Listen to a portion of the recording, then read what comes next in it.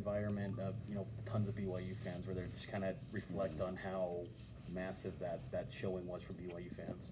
Yeah, and they were loud. And, I mean, you could hear them, throughout the game, cheering and making a lot of noise. And so it was a cool place to be, man. I think it was a nice environment. It was a great experience for our players, but I think the fans had a great time too. And just the people in that area in Tennessee and Knoxville were awesome. Really good to our families and friends over there watching the game, and good to our players too. So the hospitality was awesome. Can you put a finger on why you seem to play better on the road against Power 5 teams than at home?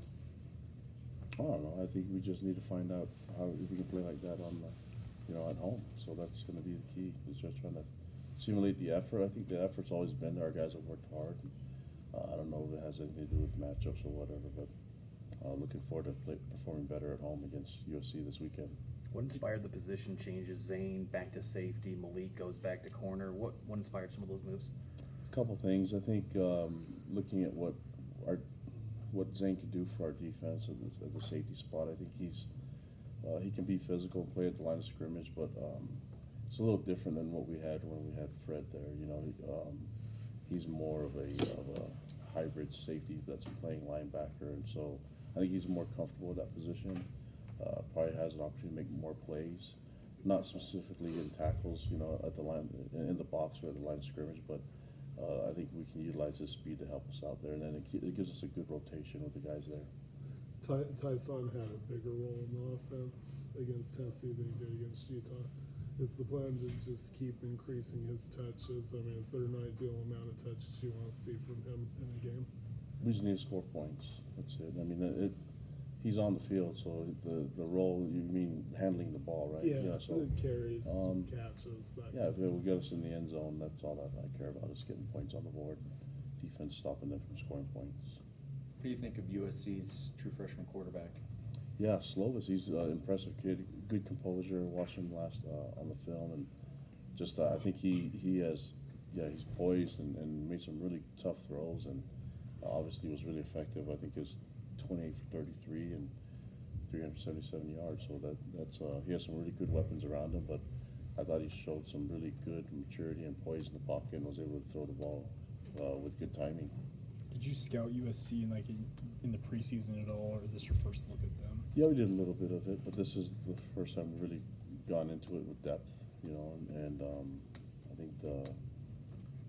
think what they're doing is really effective. There's a reason why they're ranked and why there's a lot of excitement going on with them, and so we get them here at home. Just looking forward to matching up with them. Personnel-wise, does it kind of match what you expected from the preseason scene? Oh yeah. I mean, athletic, tough. Their defense has got a tough front, and they're physical. So I'm really familiar with that staff and have a lot of good friends on that staff. I know what they're capable of doing, and they've done a great job developing and recruiting, and they have some really good weapons, and I'm excited to see our guys go against them.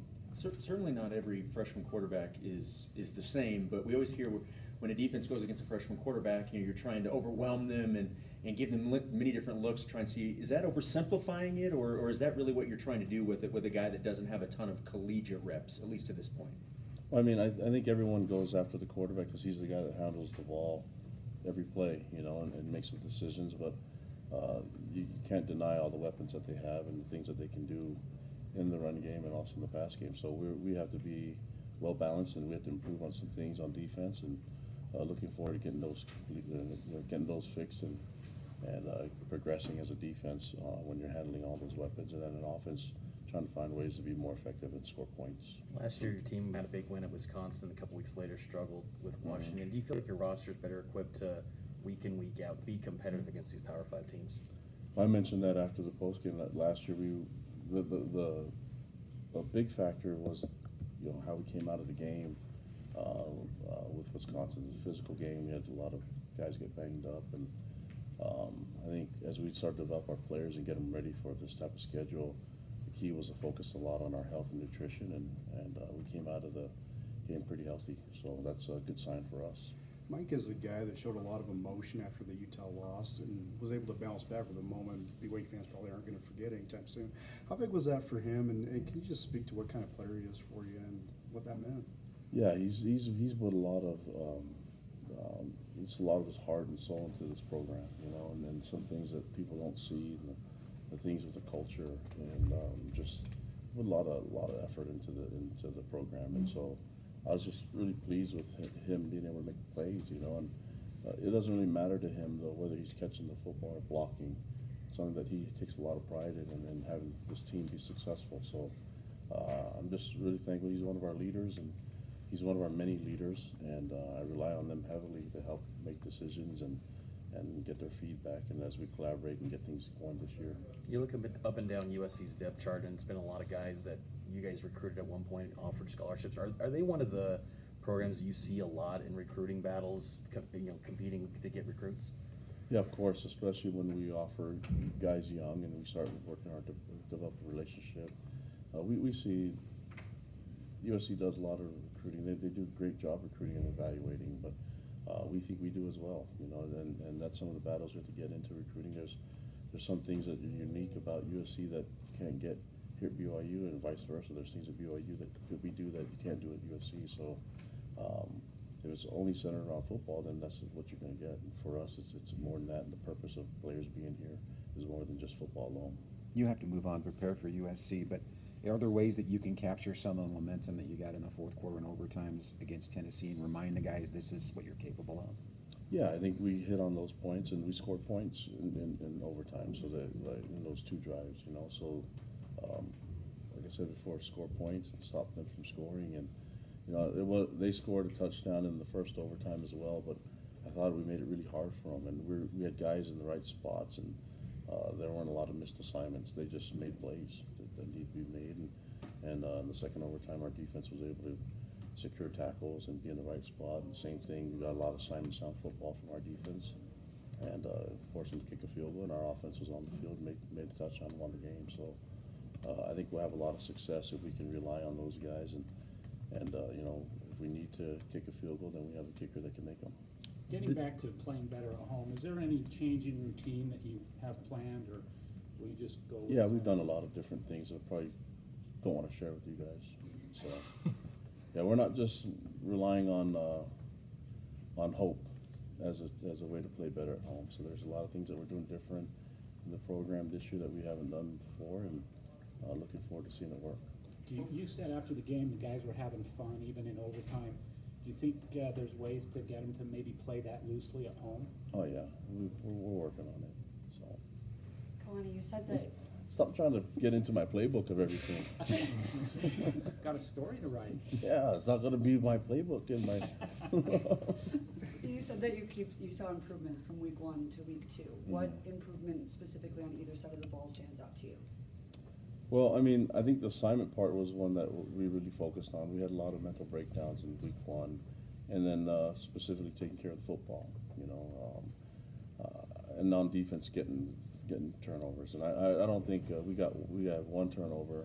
I mean, in regulation they scored a touchdown off of our tip pass, you know, that we tipped, and so there's still a lot of things that go on. I mean, when Kavika came off of that drive, he was really frustrated. He was like, "Hey, you're in the right spot. Just catch it next time," you know, and then he did. And so I think just focusing on the things that they did well, but also knowing where you're supposed to be. I think a lot of the mistakes that we had were guys not in the right spot, and even with our assignments and being in the right spots and the right gaps for tackling in the run game is something that we still need to improve on, and trying to get that shored up for this game. So and then, you know, but I look at the fourth down stops as turnovers as well. So offense took care of the football, and defense were able to stop them from scoring a lot of points. How pleased have you been with the growth of the Mike linebacker position these first 2 weeks?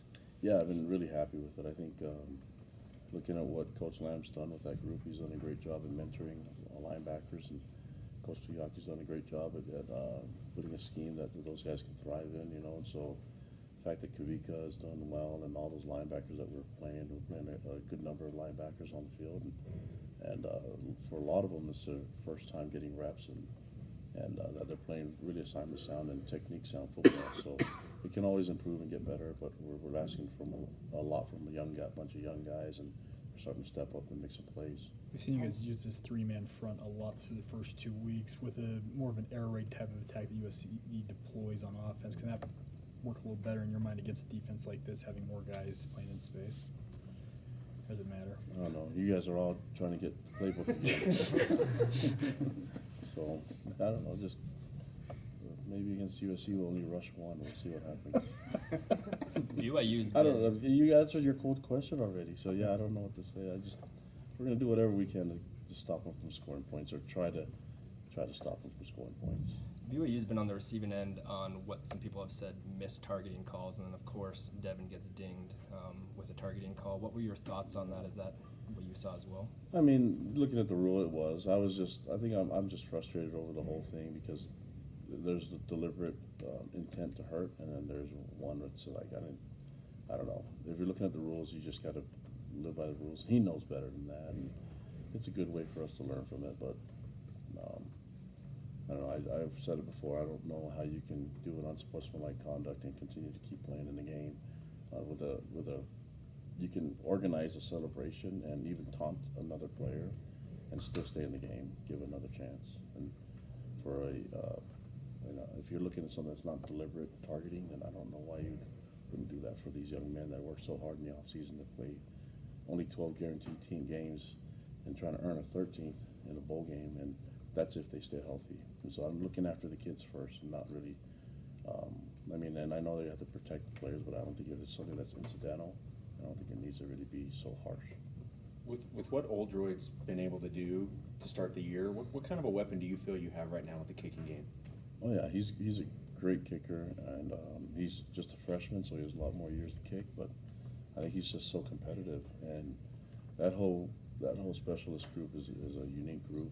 Ed Lamb's worked with them, Gavin Fowler's working with them, and so they've been able to do some really good things. And it's just the way they work together, with Danny Jones and Skylar Southam and Mitch Harris, Britt Hogan, and Jake Oldroyd. Those guys work really well together, and they even work out hard in the weight room. So that makes a huge difference for us. But Jake's a competitive guy, just like all the other guys in that group, and that helps out when they get better every week. So he's improving as we continue to practice.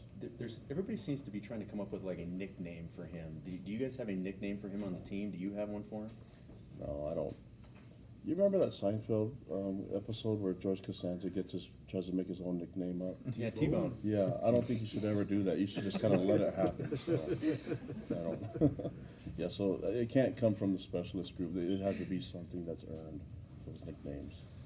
So how's your ankle? You said you. Yeah, I heard it. So I heard it in the on Micah's catch. I was running down the sideline in the coach's box where you're allowed to run, and apparently someone's I don't know. None of the coaches want to admit it, but one of their headphones, the box fell on the ground, and I stepped on it and popped my ankle. And I didn't go down though because I was telling them to spike it. I just stayed up spiking it and tried to toughen it out a little bit. But it was hurting, and then I don't know. In the overtime, we were having a lot of fun. It was still bugging, and it was pretty swollen, but I was able to do a lot of chest bumps and hug, and then as the adrenaline wore off, it started to hurt even more, and but it's fine now because the ankle's great. People ask me how my ankle's doing. It's a winning ankle, so it feels awesome.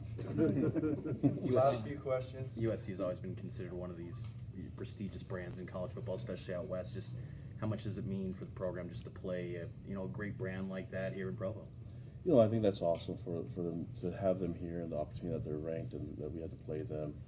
I know that coaching staff, they're a great coaching staff, and they've done an amazing job at developing their players. They'll have them ready. I think for me as a head coach is focusing on what we can do as a unit, as a team, and make sure that we perform at our best. That's the key. I don't think we've done it yet, and so my job is to make sure that on Saturday afternoon that we play at our best, and we're getting better, but this would be a good time to play at our best in all three phases and give our fans something to remember. They're a coaching staff that's been under fire, got a big win this past weekend. Your guys in this position, you guys know how much pressure is on coaches. Can that help relieve some of the pressure just seeing your team go out and do what they did last week and your team even did this past week?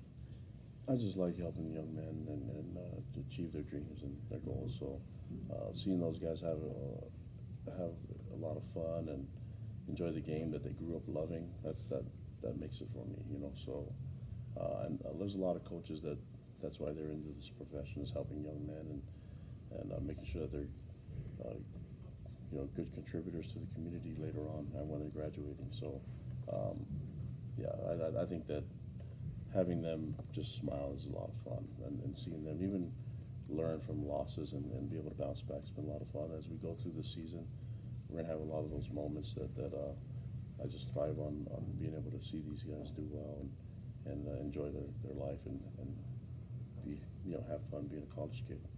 Last question. What do you remember of USC starting defensive tackle Jay Dufele, who's from He's a Salt baller, Lake? yeah. He's a great player. So I mean, I think he's only a true sophomore right now. He is a great one. Going to be a high draft pick. He's an amazing player, and it's going to be a good matchup for our line. So I think we've gone against some really good D lines along the way, and he works really well. That defensive front is really really athletic and talented. You know, and Jay's one of the guys that stands out. But they have a good number of players, and I know their coach. You know, Chad Kalani is a great D-line coach, and I know he'll have them ready. But that's some great talent that he's working with up front, and it's going to be fun to see Jay here. I wish he was in a different uniform for recruiting him, but it'll be a good matchup for our guys. Thank you.